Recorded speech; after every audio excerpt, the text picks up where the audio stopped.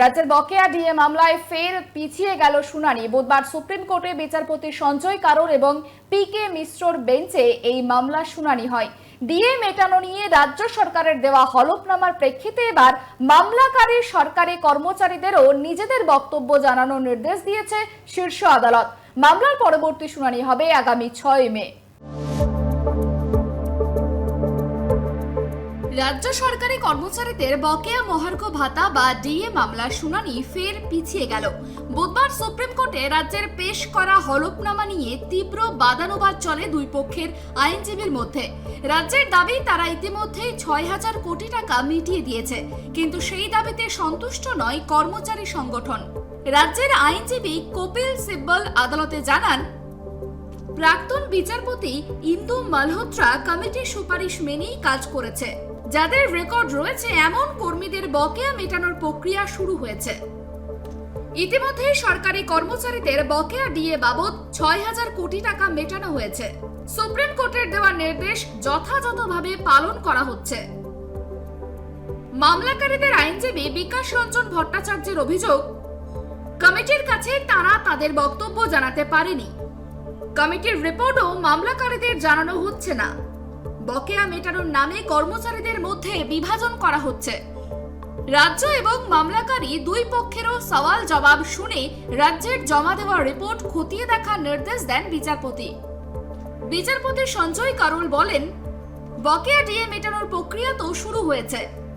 রাজ্যের জমা দেওয়া রিপোর্ট খতিয়ে দেখা হবে। এই বিষয়ে রাজ্য সরকারি কর্মচারীদের আবেদন জমা দেওয়ারও নির্দেশ। আজকে মহামান্য বিচারপতি সঞ্জয় কারোল এবং মহামান্য বিচারপতি প্রশান্ত কুমার মিশ্রার বেঞ্চে ডিএ ম্যাটারটি ছিল। সেখানে রাজ্য সরকারের পক্ষ থেকে মিসলিনিয়াস অ্যাপ্লিকেশন এবং স্ট্যাটাস রিপোর্ট তারা দাখিল করেছিলেন, কিন্তু সেটি যেহেতু রেকর্ডে ছিল না তাই পরবর্তী ডেট দিয়েছেন। কিন্তু ইন দ্য মিন হোয়াইল আমাদেরকে অপরচুনিটি দিয়েছেন যে আমরা আমাদের কথাগুলো কমিটির সামনে রাখতে পারবো। তার কারণ রাজ্য সরকার যে নতুন করে ডিএ ডেফিনেশন তারা রচনা করার চেষ্টা করেছেন, সেটা ডিএ এআইসিপিআই অনুযায়ী না দিয়ে তারা ডিএ নতুনভাবে সংজ্ঞায়িত করেছেন, ডিএর নিউট্রালাইজেশন করেছেন। এবং শুধু তাই না, যে বেস 536 ছিল যে রোপারুল 2009-এ, সেটাকে অল্টার করে 605 করেছেন। ফলে যে পরিমাণ ডিএ প্রাপ্য সে পরিমাণ ডিএ না পেয়ে কর্মচারীরা কম ডিএ পাচ্ছেন, যারা পেয়েছেন অন্ততপক্ষে। আর শুধু তাই না, কর্মচারীদের মধ্যে ক্লাস তৈরি করেছে। এ বি সি একরকম ভাবে পেমেন্ট করবে, আর ডিএ আর এক রকম ভাবে পেমেন্ট করবে, পেনশনারদের আর এক রকম ভাবে পেমেন্ট করতে হবে।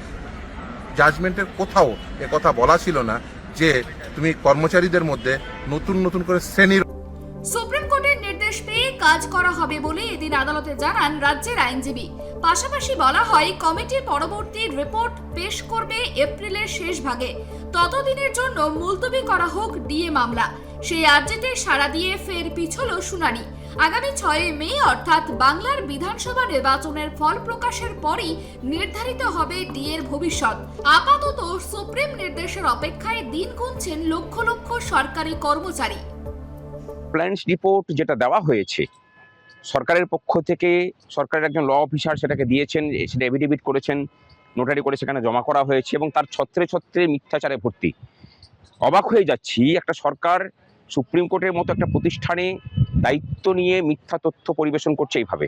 আমরা কমপ্লায়েন্স রিপোর্টটাকে দেখার পরে আমরা যখন শুনানি শুরু হলে আমরা যখন কথাগুলোকে তুলি, তখন তারা মাননীয় বিচারপতিগণ খুব স্বাভাবিকভাবেই বলেন যে কোনো কমপ্লায়েন্স রিপোর্ট আমরা পাইনি এখনো পর্যন্ত, স্ট্যাটাস রিপোর্ট পাইনি, সুতরাং স্ট্যাটাস রিপোর্ট না পেলে আমরা শুনানি করতে পারছি না। এখানে তারা যেটা বলেছেন যে সমস্ত কর্মচারীকে দিয়ে দেওয়া হয়েছে। আমাদের কাছে হিসেব যে সরকারি কর্মচারীদেরই এখনো পর্যন্ত 20%-এর বেশি কর্মচারী এবং পেনশনার যাদের অ্যাকাউন্টে পয়সা ঢোকে নিয়ে খরচের হিসাব দেখিয়েছেন। সেই খরচের হিসাবের মধ্যেও বিস্তর গোলমাল আছে।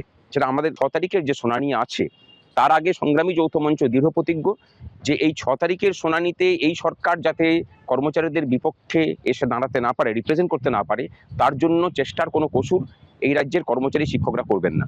তার জন্য যে 31শে মার্চের সময়সীমা পেরিয়ে গেলেও বকেয়া মেটানো নিয়ে এখনো ধোঁয়াশা কাটেনি।